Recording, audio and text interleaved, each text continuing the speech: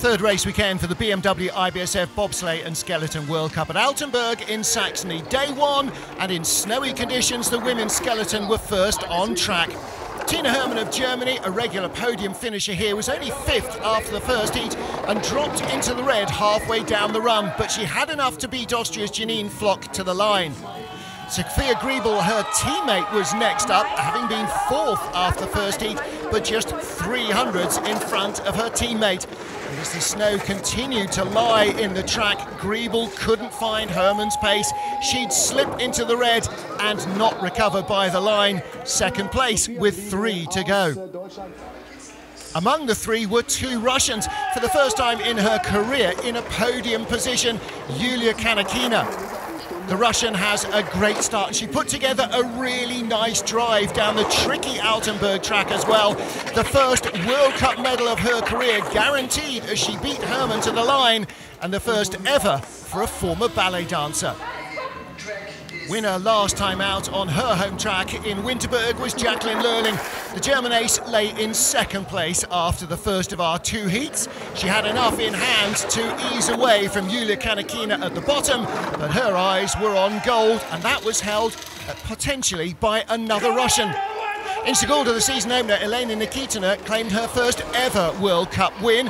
She's the World Cup points leader, and with a brand new start record beating her previous personal best, she seared away 1500s ahead of Lurling from the first heat. She added to that advantage to take her second ever World Cup win. Russia going 1-3, with Jacqueline Lurling claiming the silver medal between Nikitina and Kanakina. Nikitina with 2 wins now, leading the World Cup standings in women's skeleton.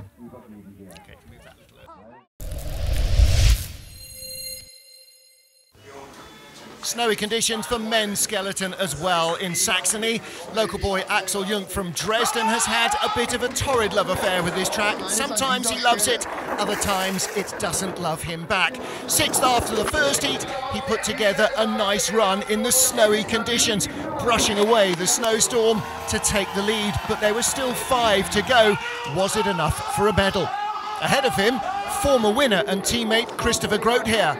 A winner 2 years ago, bronze medalist last season, Groothaer managed to stay in front of Jung despite the growing blizzard that was going to affect all of the runs. Where the Germans had fared well, former 3-time winner Martins Dukors didn't. He dropped out of the frame, leaving 3 left. Nikita Tregibov, one of them, winner early in the season in Sigulda, but he dropped behind the Germans early on. Finding pace lower down, he eased his nose back in front to guarantee himself at least a medal.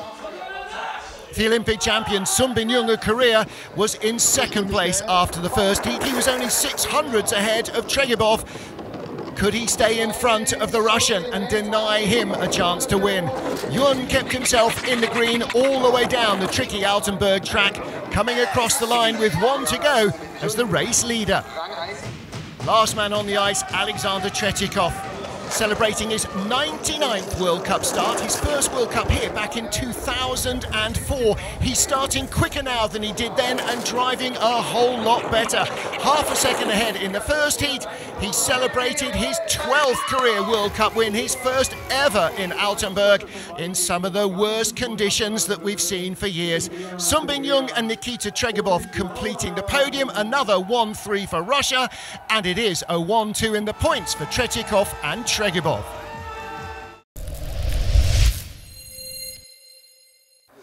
From snow on Friday to rain on Saturday, and lots of it in the women's bobsleigh race. Sixth after the first heat, Canada's Christine de Bruin, the Canadians making their first World Cup start of the season.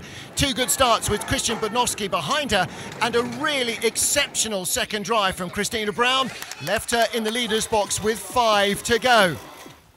In the top 5 sleds, there were 2 ties. The top 8 had been covered by 2600 after the first heat. We expected all sorts of action. Alana Myers-Taylor tied for 4th, a 10th off the lead, initially ahead of Christine de Bruin, but later on in the run, dropping behind into second spot. De Bruin leading with 4 to go. First of whom, Germany's Anna Kohler. With rookie brakewoman Leonie Fiebig behind her in only her third World Cup start, they had another good getaway, but Kohler could not quite handle the pace on the slippery track. She too dropped behind the Canadian sled, and she would fall 2 places by the line. Christine de Bruyn still led, but there were 3 to go, including the Olympic champion Mariama Yamanka. She was tied for second after the first heat, with Canada's Alicia Rissling just 400ths off the leader. And another sterling performance from Mariama Yamanka saw her wrestle her way through the rain and down to the line with a great finish time, throwing down a challenge for gold. Misha McNeil and Montel Douglas held the lead after the first heat. Despite a cup being blown into the track at the start, they kept their composure, but they couldn't match the Olympic champion's speed on the German track. Dropping behind initially on the timing to what seemed like 6th place, corrected, it was given to 4th position just off the podium, but a career high for Misha McNeil. Behind Myers Taylor, de Bruyn with her first ever World Cup podium, and Mariama Yamanka her second ever World Cup win. And the Olympic champion continues to lead the points after 3 races this season.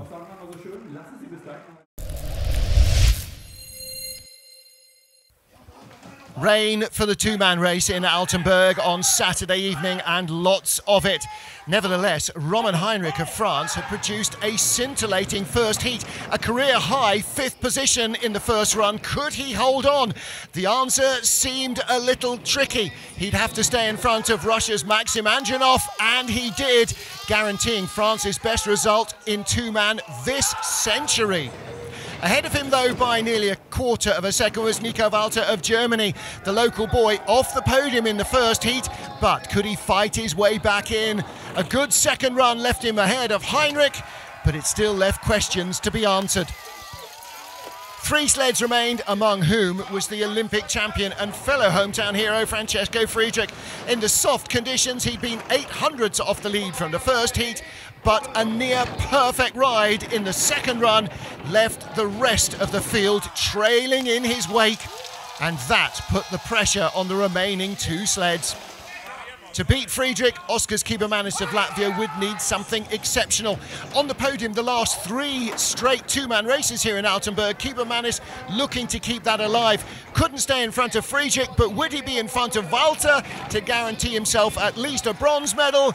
Yes, the answer was he would. 1 man remained, first heat leader Justin Cripps of Canada. Cam Stones, whose brakeman, celebrating his 27th birthday.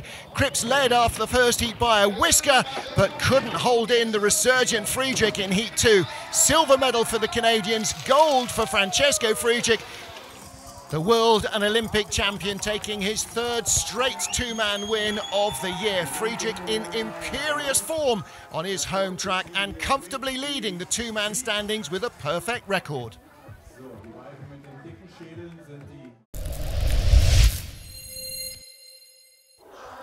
Sunday dawned cold, clear, with hard, fast ice for the 4-man race. Cody Bascu sitting in already injured, and he added to that with a big crash out of corner 9.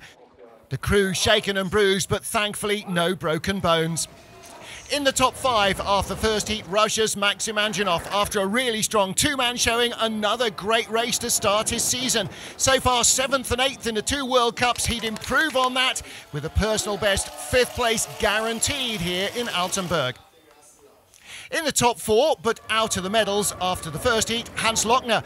And Hansi had crashed in the 2-man race. He felt that his favourite track, Altenberg, owed him something in the 4-man. But too many mistakes crept in. He'd be in front of Anjanov, but would he be in the medals? First of all, Nico Walter had to falter.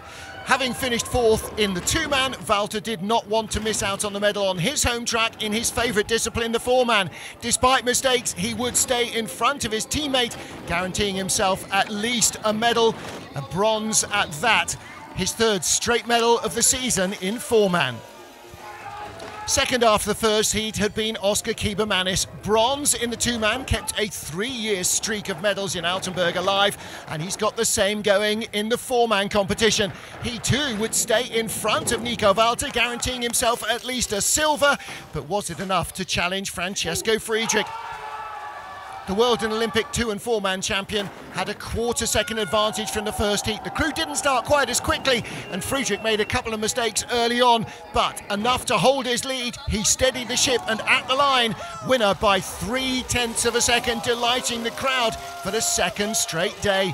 The homeboy with another win. That's 5 out of 6 starts this season in 2- and 4-man. He is definitely the man to beat in next year's World Championships. Friedrich heads the points table in 2-man and 4.